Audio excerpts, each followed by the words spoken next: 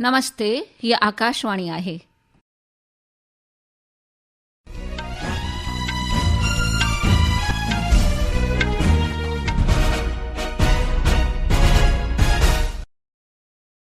हाणे ताईं ममता के खूबचंदानीअ खां देश ऐं विदेश जा समाचार ॿुधंदा। सभ खां पहिरियों मुख्य समाचार। प्रधानमंत्री नरेंद्र मोदीअ अॼु नईं दिल्लीअ जे हैदराबाद हाउस में ब्राज़ील जे राष्ट्रपति लुइस इनासियो लूला द सिल्वा सां मुलाक़ात कई। गृह मंत्री अमित शाह चयो त देश ईंदड़ महीने जी 31 तारीख़ ताईं माओवाद खे जड़ खां ख़तम करण जो संकल्प कयो आहे। गोवा सामूंडी सम्मेलन 2026 जो 5हों तबक़ो गोवा में मुकम्मल। अमेरिका में सुप्रीम कोर्ट जी हिदायत बैदि राष्ट्रपति डोनाल्ड ट्रंप भारत ते टैरिफ गैरदाय नमूने घटाए करे 10% करण जी पधिराई कई।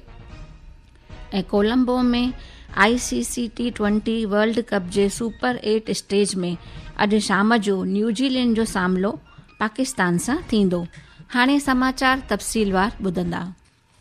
प्रधानमंत्री नरेंद्र मोदीअ अॼु नईं दिल्लीअ जे हैदराबाद हाउस में ब्राज़ील जे राष्ट्रपति लुइस इनासियो लूला द सिल्वा सां तफ़सीलवार ॻाल्हि ॿोल कई। विदेश वज़रात ॿुधायो त चर्चा वापार, शक्ति, बचाव, जरई, जलवायु बदिलाव, तकनीकी, AI, सेमीकंडक्टर, अहम ख़ानुन, आलमी ॾखण सहकार समेत मुख़्तलिफ़ खितनि में भारत ब्राज़ील रणनीतिक भाङेपाईवारीअ खे मज़बूत करण ते मरकोज़ रही। ॿिन्ही नेताउनि आतंकवाद ख़िलाफ़ आलमी लड़ाईअ खे मज़बूत करण तरफ़ पंहिंजी मज़बूत कोलबद्धता दोहराई। श्री मोदीअ चयो त ब्राजील लैटिन अमेरिका में भारत का सबसे बड़ा ट्रेड पार्टनर है। हम आने वाले 5 वर्षों में द्विपक्षीय व्यापार को $20 बिलियन के भी आगे ले जाने के लिए प्रतिबद्ध है। हमारा व्यापार केवल आंकड़ा नहीं, विश्वास का प्रतिबिंब है। राष्ट्रपति जी के साथ आया बड़ा बिजनेस डेलीगेशन इसी विश्वास को दिखाता है। भारत मर्कोसूर ट्रेड समझौते के विस्तार से हमारा आर्थिक सहयोग और सुदृढ़ होगा। इन खां अॻु राष्ट्रपति द्रौपदी मुर्मू ऐं प्रधानमंत्री नरेंद्र मोदीअ राष्ट्रपति भवन जे अंगण में राष्ट्रपति लूला जो रवायती नमूने स्वागत कयो। ब्राज़ील जे राष्ट्रपतिअ राजघाट वञी करे महात्मा गांधीअ खे श्रद्धांजलि अर्पण कई। गुवाहाटी में मरकज़ी रिजर्व पुलिस दस्तो CRPF जे 87 स्थापना ॾींहुं परेड समारोह में गृह मंत्री अमित शाह चयो त देश ईंदड़ महीने जी 31 तारीख़ ताईं माओवाद खे ख़तम करण जो संकल्प कयो आहे।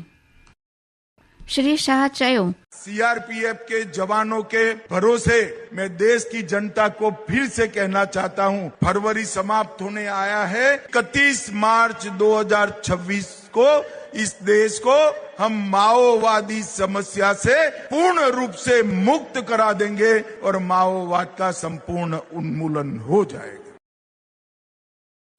श्री शाह चयो त CRPF मुल्क जी बेजोड़ ख़िदमत कई आहे। हुन चयो त CRPF जा जवान ऐं कोबरा बटालियन देश खे नक्सल मुक्त बनाइण लाइ घणो अहम कमु करे रहिया आहिनि। श्री शाह चयो त CRPF जो कमु उत्तर ओभर वारे इलाइक़े जम्मू कश्मीर ऐं माओवादी मुतासिर इलाइक़नि में शांती बहाल करण जो आहे। श्री शाह चयो जम्मू कश्मीर, माओवादी क्षेत्र और हमारा उत्तर पूर्व, ये तीनों क्षेत्र एक जमाने में बम धमाके, गोलियां, बंद, ब्लॉकेड और विनाश का दृश्य सृजित करते थे। वही तीनों क्षेत्र आज देश के विकास का ग्रोथ इंजन बनकर समग्र देश के विकास को आगे बढ़ाने का काम कर रहे हैं। गृह मंत्रीअ चयो त देश जी अंदरूनी सलामती CRPF जे करे ई मुमकिन आहे। श्री शाह चयो त दहशत जे शिकार मणिपुर में शांती बहालीअ लाइ CRPF जी केतिरनि बटालियन खे तैनात कयो वियो आहे। इन CRPF जे उन्हनि जवाननि खे श्रद्धांजलि अर्पण कई जंहिं देश जी हिफ़ाज़त लाइ पंहिंजी जान जी कुर्बानी कई। अमेरिका में व्हाइट हाउस चिटो कयो आहे त राष्ट्रपति डोनाल्ड ट्रंप द्वारा नए आलमी टैरिफ जी पधिराई बैदि भारत खे गैरदायमा नमूने 10% टैरिफ जो सामनो करणो पवंदो।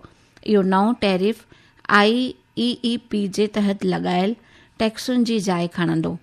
अमेरिका जी सुप्रीम कोर्ट हिक फ़ैसिले में राष्ट्रपति ट्रंप द्वारा लॻायल ग्लोबल टैरिफ खे रद्द करे छॾियो। ही समाचार तव्हीं आकाशवाणीअ तां ॿुधी रहिया आहियो। वधीक समाचारनि जी तफ़सील जे लाइ तव्हां असांजी वेबसाइट newsonair.gov.in खे फॉलो करे सघो था। ही समाचार तव्हां असांजी YouTube channel air news Gujarat ते ॾिसी ऐं ॿुधी सघो था। गोवा सामूंडी सम्मेलन जो 5हों तबक़ो अॼु बहरी फ़ौज जे जंग यूनिवर्सिटीअ में मुकमल थियो। बहरी फ़ौज जे वॾेरे एडमिरल डिनिस के त्रिपाठीअ हिंद महासागर खिते में तकनीकी आधारित मज़बूत सामूंडी सहयोग वास्ते सॾु ॾिनो।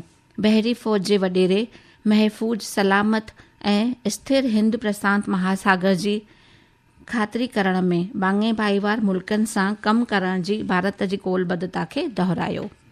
लोकसभा जे स्पीकर ओम बिरला अॼु नई दिल्लीअ में हंगरी जे नेशनल असेंबली जे डेप्यूटी स्पीकर डॉक्टर लाजोस ओला सां मुलाक़ात कई। हिक सोशल मीडिया पोस्ट में श्री बिरला चयो त मुलाक़ात में पार्लियामेंट्री सहयोग खे वधीक मज़बूत करण ऐं ॿिन्ही मुल्कनि जे विच में सहयोग जा नवां रस्ता तलाशण ते चर्चा कई वई। ॿिन्ही अॻवाननि भारत ऐं हंगरी जे विच में लंबे वक़्त जी दोस्तीअ वारे रिश्तनि खे वधीक मज़बूत करण लाइ पंहिंजी कौलबद्धता खे वरी दोहरायो। परॾेही मंत्री डॉक्टर एस जयशंकर अॼु नई दिल्लीअ में ब्राज़ील जे राष्ट्रपति सां मुलाक़ात कई। श्री जयशंकर यकीन जो इज़हार कयो त प्रधानमंत्री नरेंद्र मोदीअ सां श्री सिल्वा जी मुलाक़ात ॿिन्ही मुल्कनि जे विच में संबंधनि में नई रफ़्तार खे ओॼ ॾींदी। प्रधानमंत्री नरेंद्र मोदी सुभाणे सुबुह जो 11 बजे ऑल इंडिया रेडियो ते मन की बात प्रोग्राम में ॾेह तोड़े परॾेह जे माण्हुनि सां पंहिंजा वीचार वंडींदो। इहा इन माहियाने रेडियो प्रोग्राम जी 161 कड़ी हूंदी। भारत जे उपराष्ट्रपति CP राधाकृष्णन चयो आहे त भारत जे जोड़जक खे असली मज़बूती तॾहिं हासिल थींदी जॾहिं इहा माण्हुनि ताईं उन्हनि जी पंहिंजी ॿोलीअ में पहुचंदो। उपराष्ट्रपति इहा ॻाल्हि नई दिल्लीअ जे उपराष्ट्र भवन में गुजराती ऐं तमिल ॿोलियुनि में जोड़जक जे जारी करण में ऐं अंग्रेजीअ मां हिंदीअ में तर्जुमो कयल कानूनी शब्दावलीअ जे 8 संस्करण खां पोइ पंहिंजे खिताब दौरान चई। आबहवा महकमे ॾखिण तमिलनाडु, केरल, माहे, पुडुचेरी ऐं कराईकल में सुभाणे ताईं कुझु जायुनि ते तेज़ बरसाति जो तख़मीनो ज़ाहिरु कयो आहे। रांदियुनि पासे रुख कंदे ICC T20 क्रिकेट वर्ल्ड कप में सुपर 8 स्टेज में अॼु खां शुरू थी रहियो आहे। फैज जी पहिरीं मैच में न्यूजीलैंड जो मुक़ाबिलो पाकिस्तान सां थींदो। मैच शाम जो 7 बजे खां कोलंबो में खेॾियो वेंदो। मुख्य समाचार हिकु भेरो ॿीहर ॿुधंदा। प्रधानमंत्री नरेंद्र मोदीअ अॼु नई दिल्लीअ जे हैदराबाद हाउस में ब्राज़ील जे राष्ट्रपति लुइस इनासियो लुला दा सिल्वा सां मुलाक़ात कई। गृह मंत्री अमित शाह चयो त देश ईंदड़ महीने जी 31 तारीख़ ताईं माओवाद खे जड़ सां ख़तमु करण जो संकल्प कयो आहे।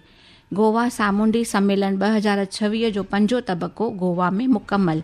अमेरिका में सुप्रीम कोर्ट जी हिदायत बैदि राष्ट्रपति डोनाल्ड ट्रंप भारत ते टैरिफ गैरदाय नमूने घटाए करे 10% करण जी पधिराई कई।